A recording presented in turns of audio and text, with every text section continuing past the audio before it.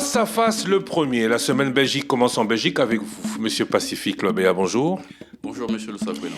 Alors, on doit d'abord expliquer que vous êtes consul général de la République démocratique du Congo à Anvers, que le consulat d'Anvers a été fermé très longtemps, il est réouvert depuis peu, même s'il a pris beaucoup de retard, mais surtout que vous êtes professeur à l'université de Kinshasa. Vous avez d'ailleurs défendu un doctorat en novembre de l'année dernière sur l'affirmation de l'Union européenne en tant qu'acteur international. Je pense qu'on va aborder ce sujet-là à la fin. Mais tout d'abord, parlons de ce consulat fermé pour des raisons politiques, à un moment où même la Belgique avait dû fermer son consulat à Lubumbashi. Au moment où tout réouvre, la Belgique s'installe, mais le Congo traîne. Depuis quand est-ce que, pourtant autorisé depuis février 2023, le consulat général de la République démocratique du Congo à Anvers est enfin ouvert? Merci, Monsieur le Sakweno, pour la question. Le gouvernement congolais m'a désigné comme consul général en février 2023. Dans les règles protocolaires en ce qui concerne la diplomatie et les relations consulaires, il y a toute une phase à respecter. La désignation a été faite en février 2023. Le gouvernement belge a donné l'exéquatur en juin 2023. Et le président de la République m'a confirmé par ordonnance présidentielle en juillet 2023. Et donc, depuis juillet 2023, il fallait finalement constituer l'équipe des diplomates qui allait accompagner justement le consul que j'étais nommé. La constitution de l'équipe a été faite entre juillet 2023 et janvier 2024. Et donc, l'équipe a été mise en place. L'équipe est arrivée sur le lieu. Et voilà, maintenant que les activités ont commencé. Voilà. Juillet 2023, août, septembre, octobre, novembre, décembre, janvier, février, mars, avril, mai. Il vous a fallu 10 mois pour démarrer le consulat. Pourquoi autant 10 mois, pourquoi? Justement parce que 10 mois, comme je vous ai dit, il y a une phase administrative qu'il fallait respecter. Il y a également, quand on désigne justement un consul, il y a à côté les diplomates qui doivent l'accompagner. Les diplomates doivent également recevoir des visas pour venir en Belgique. Et donc, toute la durée, finalement, que cela a prise, c'était justement une durée liée notamment aux démarches administratives. Et il fallait également de notre côté, puisque c'était une réouverture, bien se préparer, bien préparer, j'allais dire, matériellement et justement financièrement, bien se préparer matériellement et financièrement pour commencer, débuter les activités. Et donc, c'est toutes ces raisons qui ont justifié finalement que on puisse... en parallèle, les Belges ont réouvert leur consulat à Lubumbashi. Il y avait même, je crois, un autre à Bukavu. Oui, ils ont réouvert leur consulat à Lubumbashi bien avant nous, bien sûr, parce que, bon, comme je vous ai dit... Ils ont pas pris 10 mois pour tout mettre en place. Oui, ils n'ont pas pris 10 mois pour tout mettre en place, mais on n'a pas les mêmes réalités. On a des défis qui sont les propres, qui sont les nôtres, donc il fallait justement faire avec ces défis. Oui. Alors, parlons de ce consulat. Tout le monde a connu un consulat, on a connu un consulat pendant des années, tout le monde le connaissait. À quoi ça sert un consulat? Alors qu'il y a une ambassade. On a beaucoup d'ailleurs parlé, et on va venir peut-être sur ce sujet, des différences qu'il y avait entre l'ambassade et le consulat. À quoi sert-il d'avoir un consulat à Anvers qui est situé à une demi-heure de route de l'ambassade ici à Bruxelles? Alors, la différence entre un consulat et une ambassade doit être située d'abord d'un point de vue des textes. L'ambassade et le consulat sont deux services publics congolais à l'étranger. Ces deux services publics congolais à l'étranger ont des missions propres. Chaque service public a ses missions. L'ambassade est régie par la Convention de Vienne sur les relations diplomatiques de 61. Dans cette convention, on liste les missions d'une ambassade. Et le consulat est régi justement dans son fonctionnement par la Convention de Vienne sur les relations consulaires de 63. On liste également justement les missions qui lui sont reconnues. Globalement, l'ambassade a des missions qui lui sont propres. La mission principale d'une ambassade, c'est veiller à la protection des intérêts politiques d'un État. À Bruxelles, notre ambassade veille à la protection de nos intérêts politiques. La mission qui revient au consulat, c'est de veiller à la protection des intérêts économiques de la RDC. Pourquoi avoir un consulat général à Anvers alors qu'on a une ambassade à Bruxelles, c'est justement parce que Anvers est un pôle ou est une province qui est très importante d'un point de vue économique pour la RDC. Il y a justement, comme vous le savez très bien, des intérêts au niveau des matières premières qui concernent les deux États. Il y a le port d'Anvers, qui est un port qui a été pendant plusieurs années en jumelage avec le port de Matadi. Et donc, il y a des intérêts congolais, des intérêts économiques congolais à protéger à Anvers. Mais au-delà de ces intérêts politiques, il y a toute une communauté congolaise également qui habite à Anvers. Aujourd'hui, la particularité avec le consulat général d'Anvers, le consulat a vu sa juridiction est très large. Sa juridiction comprend 5 provinces. Il y a la province d'Anvers, Limbourg, Brabant flamand, Flandre occidentale et Flandre orientale. Et donc tous les pays flamands. Toute la partie flamande revient aujourd'hui et de la compétence du consulat général. Et donc, pourquoi avoir un consulat général? C'est justement pour veiller à la protection des intérêts économiques de la RDC et voire même les intérêts scientifiques et culturels, parce que le consulat n'a pas que pour mission de délivrer des actes d'état civil ou encore de donner des visas. L'une des missions du consulat, c'est justement également de veiller à la protection des intérêts économiques et scientifiques. C'est aussi le consulat qui booste en réalité le partenariat scientifique, économique, culturel avec justement la partie Flandre. Et donc, c'est notre particularité. Nous ne voulons pas être qu'un consulat qui n'a pour mission que de délivrer des actes d'état civil ou de donner des passeports, mais nous voulons aussi veiller justement faire le suivi des accords économiques, commerciaux, scientifiques et culturels que nous signons avec la Belgique et qui concernent la partie flamande. Ça existe encore vous avez parlé du port d'Anvers. Oui. Il n'y a plus de CMDZ, CMZ ou CMDC, sinon un bateau tous les 40 ou tous les 2 mois, on va dire, qui accoste à Boma. Vous avez parlé, on a beaucoup parlé des matières premières, on pense surtout aux diamants, parce que Anvers est une plateforme, on parle beaucoup de délocalisation du diamant congolais vers Israël et vers d'autres pays que la Belgique. Qu'est-ce qui reste comme partenariat économique ou culturel entre la République démocratique du Congo et le pays flamand que le consulat pourrait défendre plus que l'ambassade? Alors, du côté, vous avez parlé du port d'Anvers. Aujourd'hui, les échanges de bonnes pratiques peuvent être très intéressantes pour le Congo. Le port d'Anvers est aujourd'hui très spécialisé dans la formation, au niveau justement de l'entretien des ports.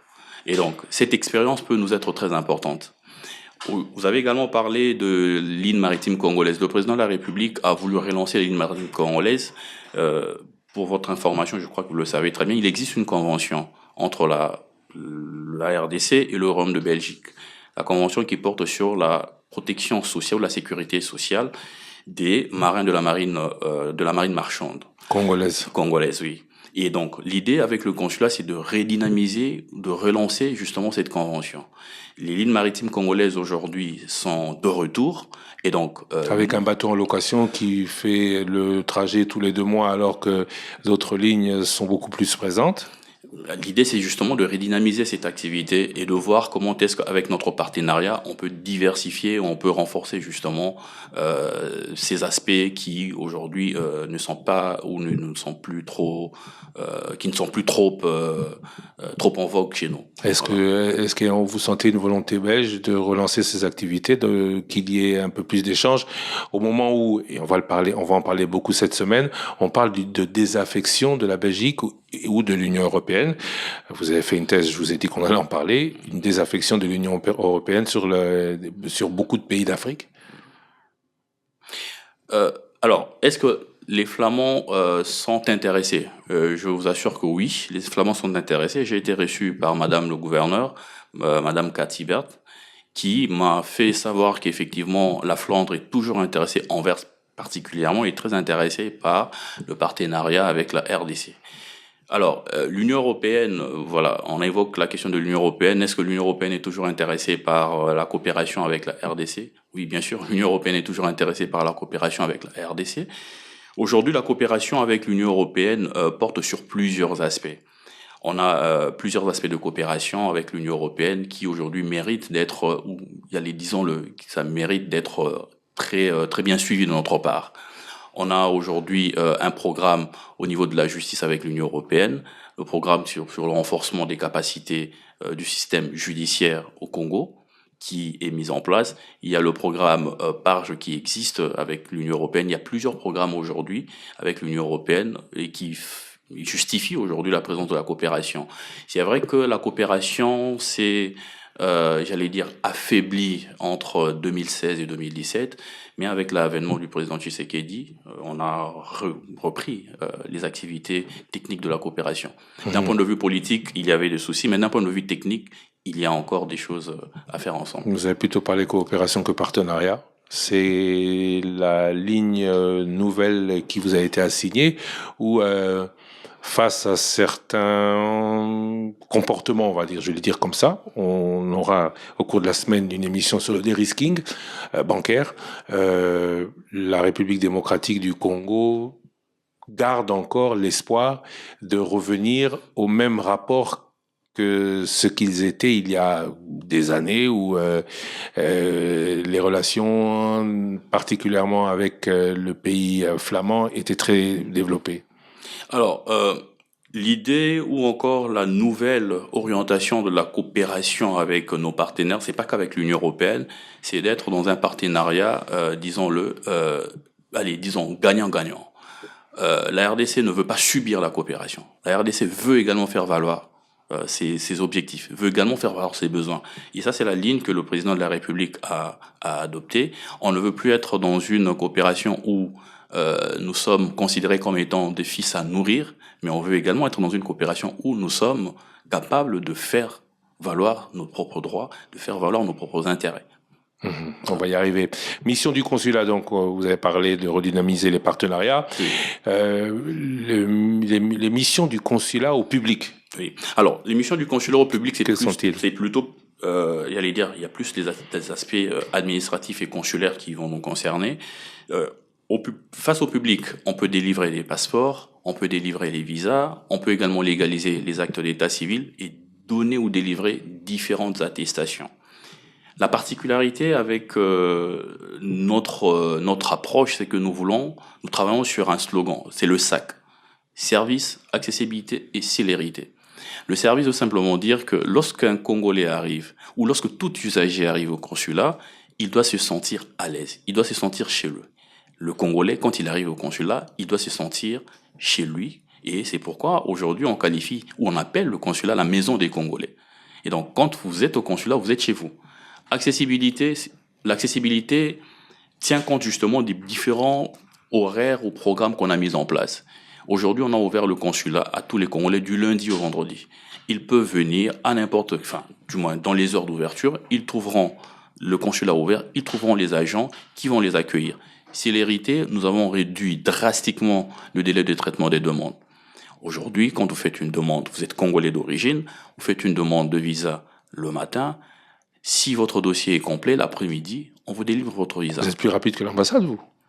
Alors, plus rapide que l'ambassade, je n'en sais rien. Mais en tout cas, est-il que nous voulons être très proches de la population et réduire le délai d'attente en ce qui concerne nos services publics. Et au niveau du passeport, avant de revenir au visa, au niveau du passeport, vous êtes plus rapide que précédemment parce que beaucoup ont fui ou fuyé Bruxelles pour aller faire leur démarche à Anvers. Ce sera encore le cas maintenant, et cela avait d'ailleurs été une source de conflit avec l'ambassade. Cela sera encore le cas maintenant. Vous êtes prêt à résoudre le problème des passeports congolais?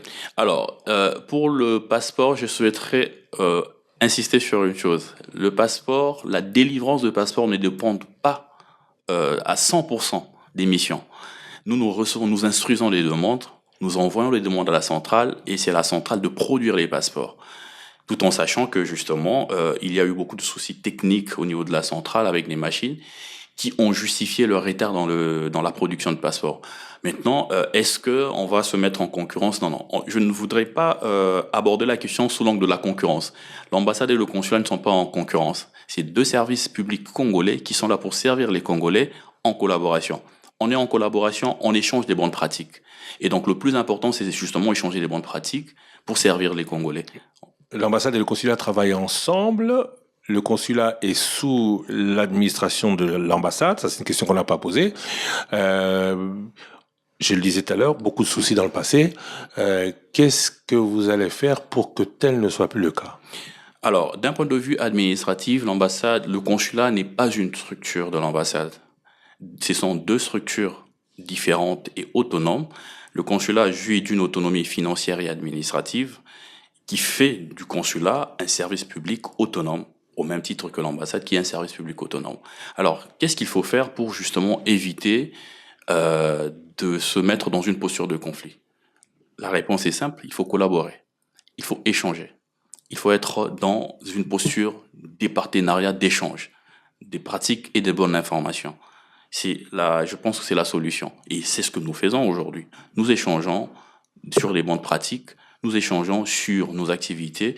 L'ambassade nous tient informés des activités qui se passent à l'ambassade et vice-versa. Donc on n'est pas des services concurrents. Nous ne sommes pas des sociétés commerciales. Nous sommes un service public.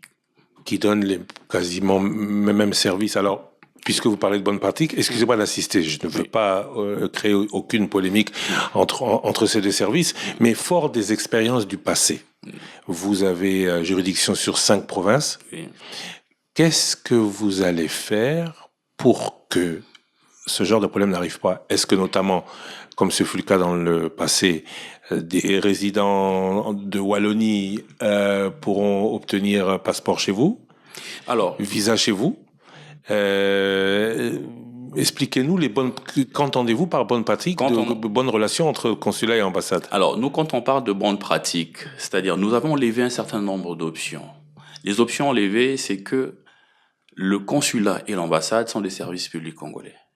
Tout Congolais, où qu'il se trouve, peut faire une demande d'un service. Ça ne devrait pas gêner l'un ou l'autre service. Ça, c'est d'abord une première résolution. Où qu'il soit. Attendez. En Belgique, bien sûr. En Belgique ou dans les provinces où vous avez... La circonscription du consulat, c'est une circonscription qui comprend les 5 provinces dont je vous parle. Mais maintenant, quand un Congolais se présente, admettons un Congolais qui habite la Wallonie, se présente au consulat pour faire une demande de légalisation d'un acte, par exemple, on ne va pas le chasser pour dire qu'il habite la Wallonie.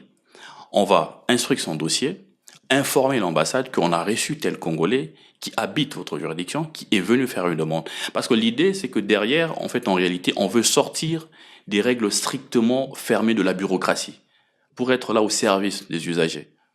On ne veut vraiment pas que les usagers puissent être, disons, en face d'une bureaucratie très très fermée qui finalement ne leur sert finalement à rien. Oui, mais les enjeux sont financiers. Les actes que vous poserez le consulat seraient des actes en moins à poser par l'ambassade. C'est là que vient le conflit. Alors, comment vous allez faire de ces bonnes pratiques pour que pareil conflit ne réintervienne pas? Vous avez bien dit qu'il y a autonomie, notamment financière, entre les deux. Mais le problème, c'est que tout part de la perception du service en réalité. Nous ne sommes pas là pour faire du commerce sur les actes d'état civil. Les frais que les usagers donnent, ce sont les frais qui permettent justement au fonctionnement. Oui, mais pourquoi le fonctionnement du consulat serait meilleur que celui de l'ambassade? Parce que le consulat ira poser des actes de juridiction ou de circonscription où il n'a pas cours. Les frais que nous percevons, ce ne sont pas des frais de l'ambassade ou du consulat, c'est des frais qui vont être affectés au trésor public congolais. Oui, mais quand on sait comment ça tourne, on sait bien qu'à un moment donné, le consulat tournait mieux parce que il se servait des frais générés. Je dirais que oui, il y a certainement eu des mauvaises pratiques dans le passé. C'est pourquoi je parle aujourd'hui des bonnes pratiques. Les bonnes pratiques veulent aujourd'hui que nous puissions être en collaboration, que nous puissions échanger, être en permanence, disons, en contact permanent pour échanger justement sur nos différents services, pour éviter justement de faire face à ce type d'actes que vous soulevez qui ne servent plutôt pas grand-chose au pays. Et donc, les actes que nous produisons, ce ne sont pas des actes qui relèvent, entre guillemets, ce ne sont pas des actes qui sont des actes du consulat, mais les frais que nous percevons par rapport à ces actes sont des frais pour l'État congolais. Et autre chose, c'est que le visa, ce n'est pas un objet de commerce, non. On ne fait pas du commerce avec le visa. Les visas, c'est plutôt un document, ou si vous voulez, un permis que l'on donne aux étrangers pour circuler au Congo. Et donc derrière, il y a la notion de la sécurité. Si on fait du visa un objet de commerce, on met en péril la sécurité de l'État. Oui, mais dans les bonnes mauvaises pratiques du passé, excusez-moi de parler du passé parce que vous venez d'ouvrir, et donc on revient sur ce qui se passait au moment où vous avez fermé. Le visa était plus difficile à obtenir à Bruxelles qu'à Anvers. Il suffisait peut-être, je n'accuse personne, de verser une quelconque commission à Anvers pour se l'obtenir plus rapidement. Et donc, les gens étaient plus enclins à vouloir aller à Anvers pour le même document qu'à Bruxelles. Alors, bon, dire que cela profite à la République, je suis d'accord, c'est le trésor public, mais au passage, certaines commissions peuvent être plus générées côté Anvers que côté Bruxelles. C'est pourquoi nous avions voulu partir sur ce que je vous dis, des bonnes pratiques. Les bonnes pratiques voudraient qu'aujourd'hui, on a eu cet avantage, nous, de faire une étude avant de commencer les services. Nous avions fait avec notre équipe, avec l'équipe de nos experts, composée de monsieur justement Bompaka et monsieur Mondomba, qui sont nos experts en gestion. On a fait une étude sur tous ces problèmes des problèmes qui justement étaient propres à nos représentations lorsque justement le consulat d'Anvers était ouvert. On a identifié un certain nombre de problèmes et donc nous nous sommes dit on va répartir sur de nouvelles bases. Et donc on a été en contact également avec l'ambassade pour mettre en place une feuille de route afin d'éviter qu'on retombe sur ce type de problèmes qui n'avancent pas le pays. Et donc je serais tenté de vous dire que 5 ou 6 mois après, vous pouvez me reposer la question pour savoir si réellement nous sommes toujours où nous pérennisons les mauvaises pratiques ou nous sommes réellement dans les bonnes pratiques. Donc nous, en ce moment-ci, nous sommes dans cette idée de bonne pratique de pouvoir faire des visas, non pas un objet de commerce, mais plutôt un élément très important pour la sécurité du pays, tout en facilitant justement l'octroi de ces visas aux Congolais d'origine, comme le président de la République nous l'a assigné. Monsieur Pacifique Lobéa, consul général de la République démocratique du Congo à Anvers, très proche de la population. SAC, vous avez dit, SAC oui. Pour service, accessibilité et célérité, que nous vous recevons en pleine semaine Belgique, qui démarre ce samedi. Semaine Belgique où nous allons faire parler les Congolais de la diaspora. Vous êtes à la gestion de ces Congolais de la diaspora en quelque sorte, ceux d'Anvers, ceux des circonscriptions que vous administrez, quels sont les principaux problèmes que vous savez d'eux? Les principaux problèmes qu'on sait de nos usagers, c'est d'abord, premièrement, l'accès à nos services publics. Quand je parle de l'accès à nos services publics, nos usagers nous ont remonté un certain nombre de problèmes concernant justement la disponibilité des services à les servir. Alors, nous avions décidé finalement de faciliter l'accès à ces services publics. Deuxième problème que les Congolais rencontrent, c'est le problème de joignabilité. Ils nous ont remonté le fait qu'ils ont du mal parfois à joindre les services publics congolais qui sont assignés justement, à qui on a assigné des missions. Nous avons résolu de pouvoir résoudre ce problème de joignabilité. Un autre problème que les Congolais rencontrent, c'est celui du délai de traitement de leurs demandes. Les délais de traitement sont parfois très lents et nous avons décidé de pouvoir réduire considérablement les délais de traitement. Et un dernier problème qui n'est pas non plus le moindre, c'est celui de la protection consulaire. Les Congolais parfois se sentent seuls quand ils ont des problèmes, alors que il y a des services qui sont là, qui sont censés les protéger. Et donc nous avons mis l'accent sur la protection consulaire.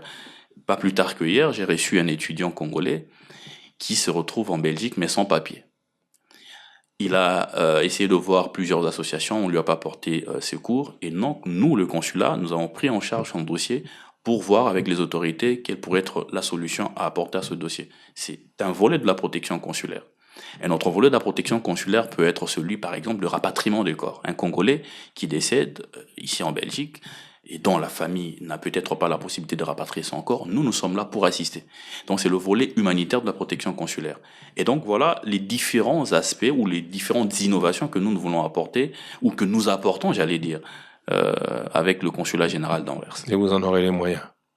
Oui, bien sûr. Parlons des moyens. quels moyens disposez-vous pour tout ça? Alors, de quels moyens on a des assignations? Il y a le gouvernement congolais qui met à notre disposition des assignations. Aujourd'hui, il y a beaucoup de réformes justement pour assigner ou relever ces assignations par rapport aux besoins que les missions présentent au gouvernement. On peut aujourd'hui avouer qu'il y a quand même des avancées significatives, notamment par rapport au traitement des diplomates. Le président de la République était personnellement investi et aujourd'hui il y a des avancées significatives. Tout n'est pas encore rose, mais on sent qu'il y a des avancées significatives et donc je pense que ça devrait nous permettre de bien avancer par rapport à notre plan d'action. Ça vous a pris quand même 10 mois pour démarrer. Oui, mais comme je vous ai dit, les 10 mois, ce ne sont pas des 10 mois liés forcément aux problèmes financiers, c'est notamment également aux problèmes administratifs. Parce que entre la désignation du consul général et la confirmation, parce qu'on a désigné le consul général au mois de février 2023, le gouvernement belge, c'est-à-dire quand on désigne le consul, le gouvernement congolais envoie une lettre de provision au gouvernement belge pour dire que nous avons désigné M. Lobeya comme consul général, et donc on attend la réponse du gouvernement belge qui est intervenue 4 mois après, au mois de juin 2023. 10 mois avant votre installation. 10 mois avant mon installation, bien sûr. Et donc, après le mois qui a suivi, le président de la République a pris une ordonnance pour me confirmer comme consul général. Et donc, comme je vous ai dit, ce n'est pas que des problèmes, ce n'est pas que les aspects financiers, mais il y a eu toute une procédure administrative qu'il fallait respecter. Et c'est parfois des procédures qui sont longues, qui ne dépendent pas forcément du gouvernement ou encore de notre côté, parce que la Belgique est souveraine. Elle peut décider de pouvoir donner son exéquatur ou de ne pas donner. Donc, elle prend tout son temps pour justement traiter le dossier ou la demande qui lui est faite. Elle a pris moins de temps que vous n'en ayez pris pour votre installation. Je rappelle que vous êtes docteur en sciences juridiques depuis novembre 2023. C'est très récent. Avec comme sujet de thèse la contribution de l'Union européenne à l'instauration d'un État de droit en République démocratique du Congo. Ça, c'est donner la part belle au pays où vous vous installez? Alors, le terme contribution ne veut pas dire que tout est rose, c'est-à-dire cela ne veut pas dire que l'Union européenne, tout ce que l'Union européenne fait est bien. L'objet de ma thèse, qu'est-ce que j'ai voulu faire? J'ai d'abord voulu identifier toutes les actions disséminées de l'Union européenne en RDC, les analyser, les critiquer et proposer des solutions. J'ai porté beaucoup de critiques sur les actions de l'Union européenne au Congo-Kinshasa et ensuite j'ai proposé des solutions. Et donc, la problématique ou la question de droit qui m'a intéressé, c'est quelles sont les actions de l'Union européenne au Congo et quels sont les instruments sur lesquels l'Union européenne s'appuie pour mener ses actions. J'ai identifié ces actions, je les ai critiquées et j'ai fait des propositions. Voilà, c'était ça l'objet de ma thèse. Donc la contribution doit être vue ici comme étant toute idée de vouloir apporter quelque chose au Congo, mais cette idée de vouloir apporter quelque chose au Congo n'est pas une idée qui ne devrait justement rester sans critique. L'idée est là, vous voulez apporter quelque chose au Congo, oui, mais maintenant, moi, en tant que scientifique, j'ai passé cette idée au crible de l'analyse scientifique pour dénicher les apports et les limites. Et ensuite, pour faire la proposition, pour proposer des solutions. Chose que j'ai faite, j'ai proposé un certain nombre de solutions. Donc ma thèse est disponible, vous pouvez la lire et vous trouverez des solutions. L'Union européenne qui sera aux élections la semaine prochaine, l'Union européenne qui n'a pas récemment entretenu de belles relations avec la République démocratique du Congo, ça va mieux certainement. Je lis un extrait de votre thèse, l'affirmation de l'Union européenne en tant qu'acteur international passe aussi par le droit, plus précisément par les projections de son droit sur la scène internationale et par sa soumission au droit international public. Ça, c'est une critique positive ou négative? Alors, cette affirmation, c'est justement un constat. Je fais un constat que l'Union européenne s'est présentée ou s'est constituée comme étant une union de droit. En tant qu'union de droit, l'Union européenne met en avant 3 types de valeurs. Démocratie, droits de l'homme et état de droit. Et donc, vous verrez que très souvent, ou la plupart du temps, quand l'Union européenne signe des accords économiques ou encore des accords de partenariat économique, à côté de ce volet économique, il y a toujours un volet politique. On impose aux États le respect des droits de l'homme, de la démocratie et justement de l'état de droit. Mais malheureusement, fort malheureusement, nos États qui vont en coopération acceptent cela. À tort ou à raison, je ne sais pas. Mais malheureusement, en acceptant cela, on accepte également toute la stratégie que l'Union européenne a en ce qui concerne l'exportation de ses valeurs. C'est quoi la stratégie? C'est notamment la stratégie des sanctions. Et donc, cela nous impose, c'est une interpellation on nous interpelle, c'est une façon pour nous d'être très sensibilisés sur les mécanismes ou encore les stratégies de coopération. Quand on va coopérer avec un partenaire, nous devrons, nous, également, avoir une stratégie pour imposer aux partenaires ce que nous voulons. Mais le partenaire, c'est l'Union européenne qui intervient pas directement avec les États, mais via les ACP, les pays d'Afrique, Caraïbes, Pacifique. Une négociation globale, démocratie, droits de l'homme et État de droit, imposée aux pays faibles et pas particulièrement aux pays plus forts. Alors, est-ce que selon vous, cette relation est bénéfique, oui ou non, à l'Afrique? Alors, cette relation, est-ce qu'elle est bénéfique, oui ou non, à l'Afrique? Je dirais oui et non. Oui, pourquoi? Parce qu'il y a quand même eu un volet technique très important qui a justifié. Je prends l'exemple du Congo. Aujourd'hui, sur le plan de la coopération technique, il y a eu par exemple la mise en place des CAPS, c'est-à-dire les cellules d'appui aux poursuites, qui ont permis à ce que l'on puisse combler le problème d'aide légale dans les parties du Congo où on n'a pas facilement accès à un avocat. Aujourd'hui, le CAP a été mis en place justement par l'Union européenne et le PNUD. Donc d'un point de vue technique, c'est quand même une avancée. Non, pourquoi? Parce que finalement, d'un point de vue économique, c'est une coopération qui est très déséquilibrée. Déséquilibré, pourquoi? Parce qu'aujourd'hui, vous verrez que la plupart des ACP ont du mal à avoir accès au marché européen. Pourquoi? Parce qu'il y a un ensemble des règles drastiques pour l'accès des marchandises, par exemple, qui viennent des ACP vers l'Union européenne. Or, dans ces accords, l'Union européenne s'est engagée justement à aider les États ACP à se préparer à la compétition mondiale et à intégrer le marché européen. Mais dans la pratique, c'est toujours très difficile, très compliqué. Et donc ça, c'est quand même une faiblesse de cet accord. Mais j'allais dire, cette faiblesse est aussi entretenue par les États africains. Les États africains qui ne parlent pas un même langage pour faire valoir leurs droits auprès de l'Union européenne. Quand les États vont en ordre dispersé, cela joue en faveur de l'Union européenne. L'actuel accord, l'accord de Samoa, qui a remplacé l'accord de Cotonou, a connu, disons dans la phase des échanges, des discussions, beaucoup de divergences. Il y a eu la partie africaine qui ne voulait pas que l'on puisse insérer le volet politique à cet accord. Droits de l'homme, état de droit, parce qu'ils estimaient que c'est finalement un volet qui permet à l'Union européenne de faire du chantage ou de l'ingérence. Mais sauf que cette position n'a pas été tenue jusqu'à la fin, parce qu'à un moment donné, les États se sont retrouvés dispersés. Et quand on va en ordre dispersé, on ne sait pas faire valoir ses droits et on en arrive à des situations où on nous impose des accords. C'est différent de l'Union européenne qui part en bloc, qui va négocier en bloc, et il n'y a aucun État qui se détache de la position de l'Union européenne. Quand un État se détache de la position de l'Union européenne, il y a finalement des sanctions qui peuvent s'en suivre. Ce qui n'est pas le cas avec des États africains qui évoluent en ordre dispersé, entre autres parce que justement l'intégration en Afrique est encore en phase prématurée. Voilà.